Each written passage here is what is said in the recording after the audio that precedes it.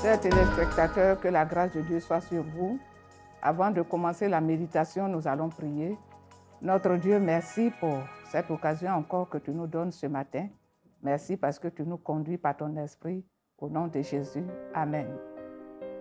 Alors ce matin, nous allons méditer dans le livre des Actes, chapitre 20, le verset 7 à 12. Nous parlerons du témoignage de Tychus. Nous allons donc lire Actes 20, 7 à 12. Le premier jour de la semaine, nous étions réunis pour rompre le pain. Paul, qui devait partir le lendemain, s'entretenait avec les disciples et il prolongea son discours jusqu'à minuit. Il y avait beaucoup de lampes dans la chambre haute où nous étions assemblés. Or, un jeune homme nommé Eutychus, qui était assis sur la fenêtre, s'endormit profondément pendant le long discours de Paul. Entraîné par le sommeil, il tomba du 3e étage en bas et il fut relevé mort. Mais Paul, étant descendu, se pencha sur lui et le prit dans ses bras en disant « Ne vous troublez pas, car son âme est en lui. » Quand il fut remonté, il rompit le pain et mangea. Et il parla longtemps encore jusqu'au jour, après quoi il partit. Le jeune homme fut ramené vivant et ce fut le sujet d'une grande consolation. Ici, il est question d'Eutychus. Eutychus est l'exemple d'un chrétien, chrétien qui est dans l'Église et qui vit en même temps le monde dans l'Église. Il est entre deux mondes. L'analyse de cette histoire nous instruit sur les avantages qu'on a en venant à l'Église. Quand tu fréquentes l'Église et que tu n'as pas d'attention à la parole de Dieu pour l'appliquer à ta vie au quotidien, tu es semblable à Eutychus qui était partagé. Ce jeune homme n'avait pas encore choisi Jésus-Christ véritablement. Il ne savait pas qu'il était un nécessiteux et qu'il avait absolument besoin de salut en Jésus-Christ. Eutychus était instable et était partagé entre le monde extérieur avec tous ses plaisirs et Jésus-Christ de Nazareth, le Sauveur. Les conséquences d'une telle vie sont catastrophiques. L'échec, l'instabilité, la ruine. Un chrétien doit donc éviter d'être instable. Un chrétien doit éviter d'être instable. Oui, Eutychus est l'exemple des chrétiens d'aujourd'hui. Certains chrétiens d'aujourd'hui qui sont partagés entre le monde et l'Église. Vous voyez, Eutychus était venu écouter la parole de Dieu comme les autres chrétiens. Mais comme son cœur était partagé entre Dieu et le monde, il s'est mis à la fenêtre. Pourquoi? Parce qu'il voulait en même temps écouter Paul qui parlait et puis en même temps regarder par la fenêtre pour savoir ce qui se passait dans les rues. Ça, c'est l'exemple de certains chrétiens. Ils sont dans l'église et puis leur cœur est au dehors.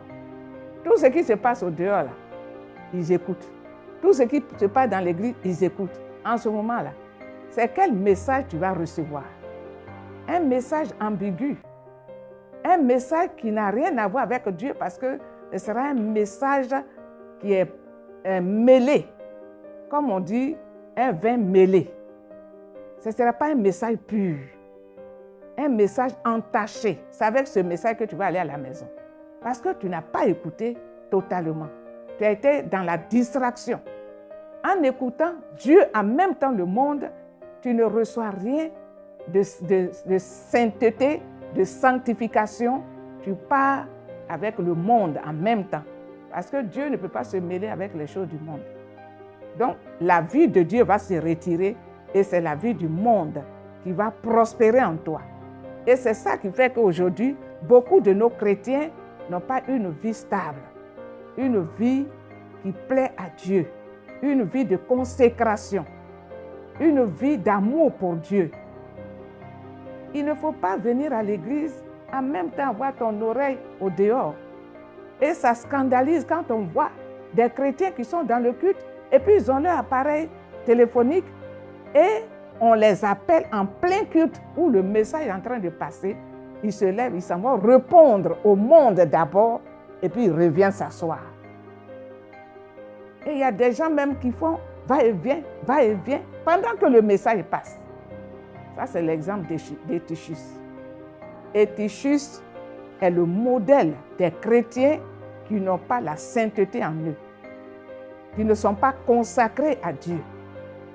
C'est l'exemple des personnes qui n'ont pas une relation personnelle avec Dieu. C'est comme de l'huile qu'on a mis dans un verre et puis on y verse de l'eau. Vous verrez que l'eau va s'asseoir en bas et puis l'huile va remonter à la surface. Parce que les deux choses ne peuvent pas se mélanger. Eutychus était en même temps en train d'écouter Paul et puis en même temps en train d'écouter le monde. Ce n'est pas possible. On ne peut pas vivre deux mondes à la fois. Eutychus vivait deux mondes à la fois. Il était en même temps païen et chrétien. Ça, c'est un christo-paganiste, comme notre père spirituel a l'habitude de le dire. Christo-paganiste. Il est Christ et puis en même temps, il est païen. Ça ne se vit pas. Et Jésus a dit dans Apocalypse, je te vomirai de ma bouche. Parce que tu n'es ni chrétien, tu n'es ni chaud, ni froid. Mais si tu n'es pas chaud et tu n'es pas froid, Jésus va te vomir. Et c'est comme ça qu'il a été vomi, il est tombé. N'eût été l'amour de Dieu qui s'est manifesté à travers Paul pour aller le ressusciter, il serait mort et puis aller en enfer, puisqu'il n'avait pas écouté la parole de Dieu. Les amis, quand on vient à l'église, on n'a qu'à faire attention.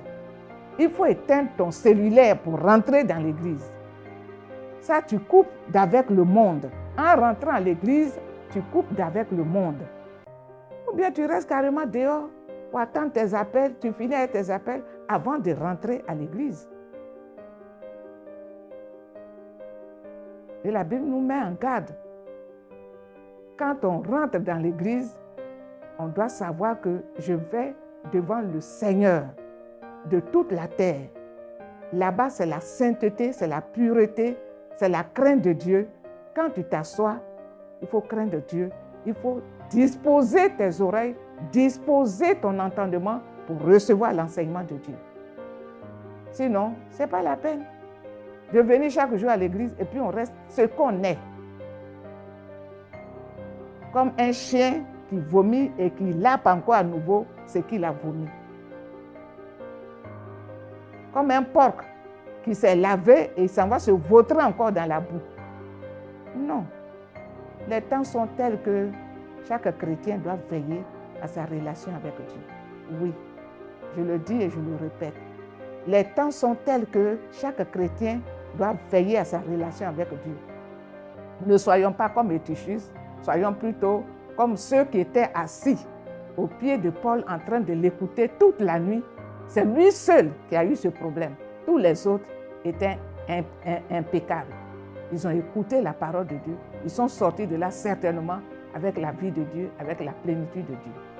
Les amis, c'est un conseil. Veillons sur notre relation avec Dieu. Recevons la parole de Dieu et que la grâce de Dieu soit avec nous. Amen. Nous allons prier. Notre Dieu et notre Père, aide-nous à vivre dans la sainteté, dans la pureté, à mettre ta parole en pratique. Ne soyons pas, Seigneur, aide-nous à ne pas être comme Eutychus, qui avait le cœur partagé. Oui, tu n'aimes pas les cœurs partagés. Tu aimes un cœur qui t'appartienne entièrement. C'est pourquoi aide-nous à avoir un cœur qui t'appartienne entièrement. Notre Dieu, donne-nous la crainte de ton nom. Permets que nous vivons selon ta parole et que demain, Seigneur notre Dieu, nous soyons sauvés. Ton nom est glorifié. Bénis chaque chrétien, bénis chaque chrétienne, bénis chacun de nous, tes serviteurs, tes servantes, et que ta victoire nous accompagne chaque jour. Au nom de Jésus. Amen.